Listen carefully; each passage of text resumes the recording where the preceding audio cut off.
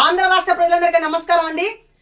ఆంధ్ర రాష్ట్రంలో పింఛన్ తీసుకున్నటువంటి అవ్వ తాతలకు, వృద్ధులకు, వికలాంగులకు, వితంతువులకు, ఒంటరి మహిళలకు ప్రతి ఒక్కరు కూడా సకాలంలో పింఛన్ చెల్లించాలనేదే తెలుగుదేశం పార్టీ, ముఖ్యంగా నారా చంద్రబాబు నాయుడు గారి డిమాండ్. కేంద్ర ఎన్నికల కమిషన్ వాలంటీర్ని పక్కన పెట్టి సచివాలయ సిబ్బందిని, గవర్నమెంట్ ఎంప్లాయీని మాత్రమే పింఛన్లు ఇవ్వమని చెప్పింది.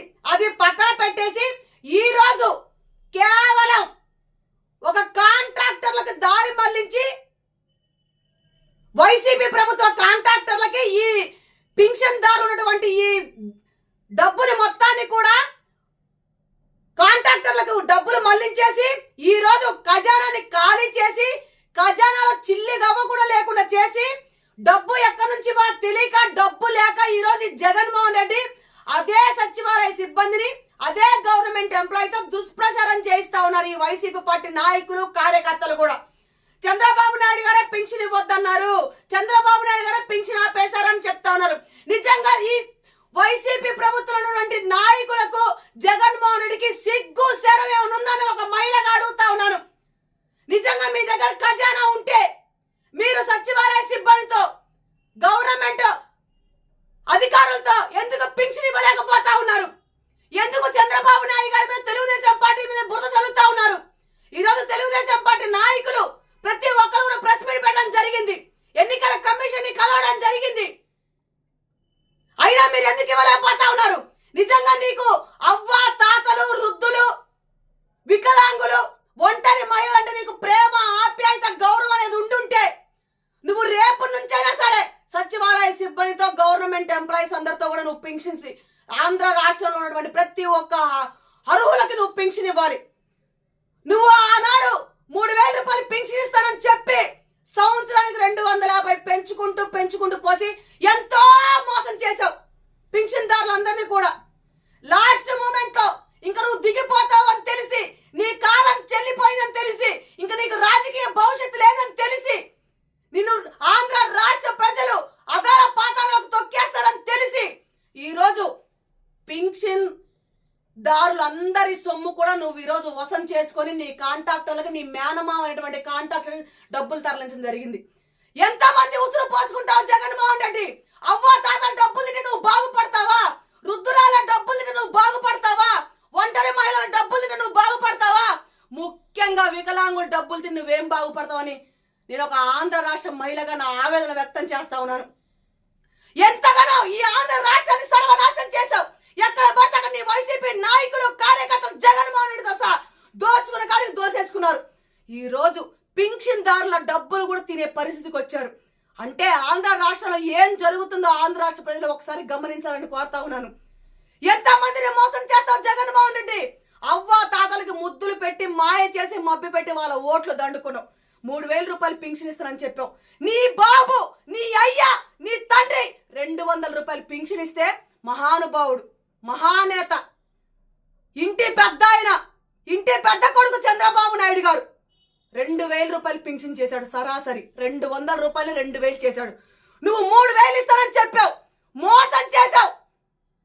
ఈ రోజు 250 సంవత్సరానికి పెంచుకుంటూ పోయావు. చివరి దశలో నువ్వు ఎందుకు పింఛన్ ఇవ్వలేకపోతా ఉన్నావు? వాళ్ళ డబ్బు ఎందుకు తింటా ఉన్నావు? ఏ పక్క దారికి మళ్ళించావు?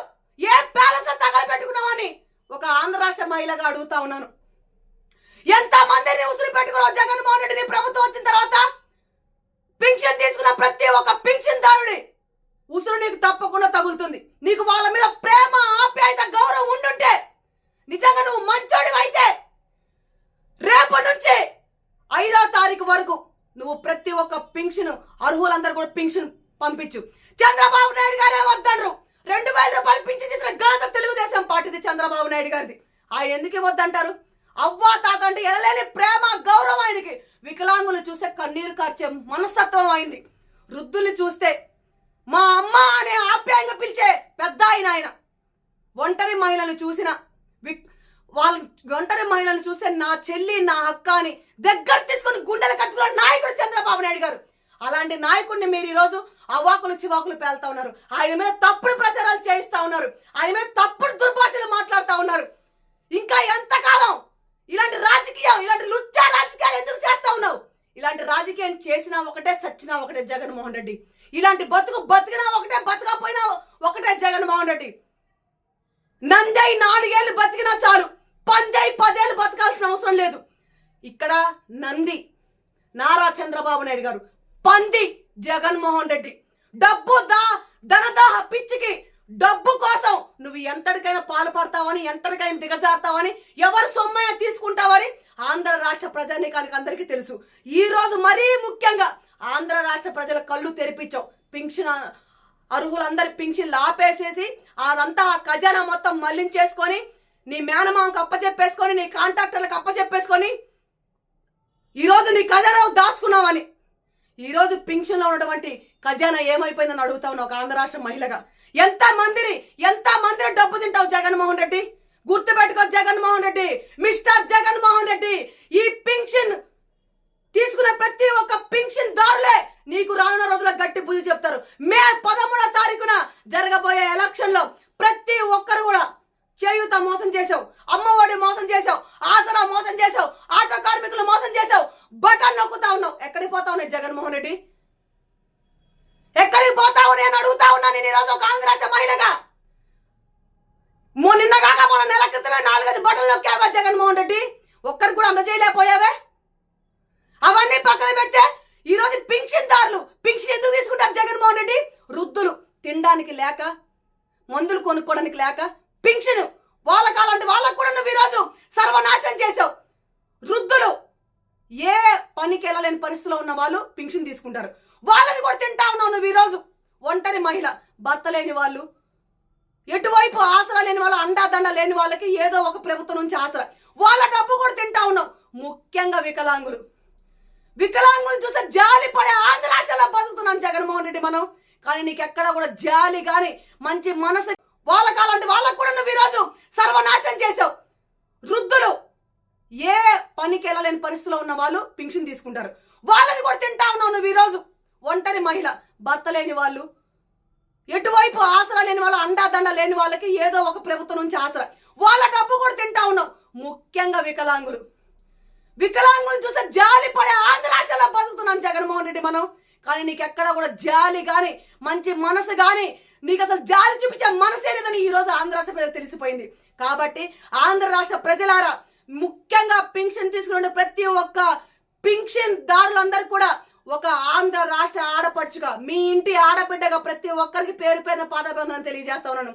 ఇలాంటి దౌర్భాగ్యం ఎక్కడైనా చూసామని అడుగుతా ఉన్నాను. ఈ ఆంధ్ర రాష్ట్రంలో జరుగుతున్నటువంటి అరాచకాలు ఎక్కడైనా చూసామని అడుగుతా ఉన్నాం. ఇలాగా పింఛన్ తీసుకునే ఒక పింఛన్ వాళ్ళది కూడా డబ్బు తినే ముఖ్యమంత్రిని ఎక్కడైనా చూసామని అడుగుతా ఉన్నాను. ఎక్కడైనా ఎలక్షన్స్ జరుగుతా ఉన్నాయి, ఎక్కడైనా పింఛన్లు ఆపడం చూసామా? ఎక్కడైనా పింఛన్ అర్హులందరి పింఛన్లు ఆపేసి వాళ్ళ కాంట్రాక్టులకు ఇచ్చుకోవడం చూసామా? వాళ్ళ ఖజానాలు నింపుకోవడం చూసామని అడుగుతా ఉన్నాను.